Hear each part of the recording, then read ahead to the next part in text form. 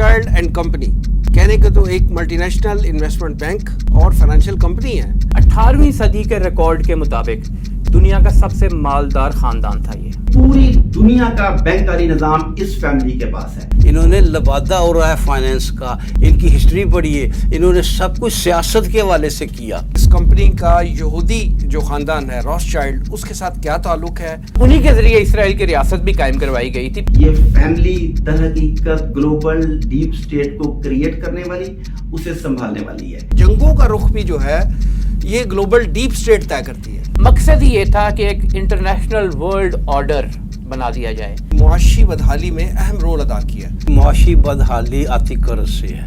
IMF की शराइत मानने से तो किसी मुल्क ने कभी तरक्की नहीं। आज चाइना की इकोनॉमी भी पंजाए यहूद में है।